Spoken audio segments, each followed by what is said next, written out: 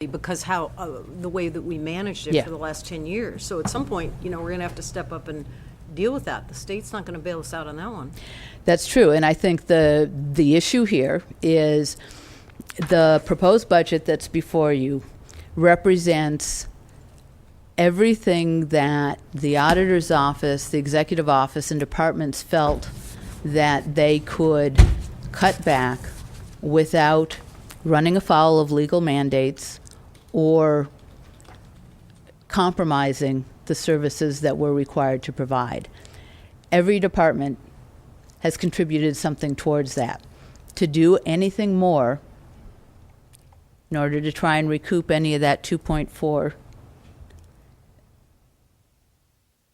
would mean going that next step in balancing. And the next step in balancing is looking at layoffs or mandatory time off. There aren't any more things that you can do with attrition or salary savings or streamlining or anything else like that.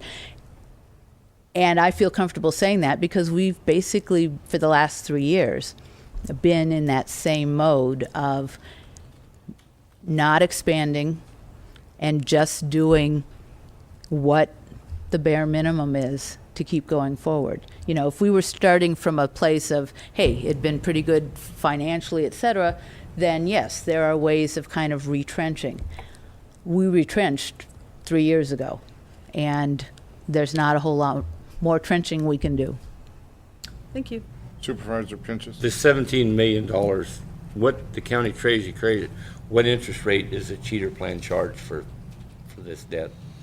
It's whatever the county treasury is earning at the time, and it changes quarterly. I don't know what the last quarter rate was. It's usually around 5%. 5%. Mm-hmm. Okay. So that, on 17 million, that builds up pretty significantly right there. That's a heck of a lot more than the $200,000 that we're adding to it to pay down. About $850,000, just in interest. Okay. Okay. It's those last slides that really kick in. Anyway, looking at the budget reserves, our general reserve is 1.9 million. It's been 1.9 million for the last, I think, 3 years. The good news is it hasn't gone down. The bad news is it hasn't gone up. We feel like we haven't had additional money that we could put towards that. The goal for the county is that it'd be 5% of general fund appropriations, and that'd be about $3 million. And you might recall that the point at which this went from, I think it was almost $3 million, although as the county budget goes up, this number goes up too. It was when the state took Prop 1A. Well, it was whatever was before Prop 1A, that was Prop 1A, when they took almost $1 million 2 years in a row. And this was one of them. So that's why we're about $1 million short.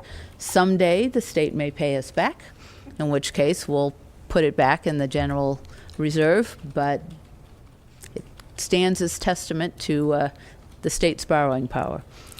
And then the next one, contingency fund, ideally that would be 3% of general fund appropriations.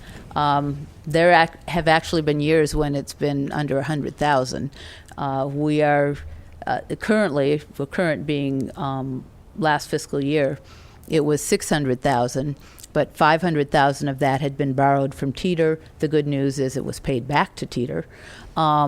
So what we're proposing is that the Mill Creek insurance of $345,000 go there, and that it be made available for water projects. And that's our contingency fund at this point. Supervisor Pinches.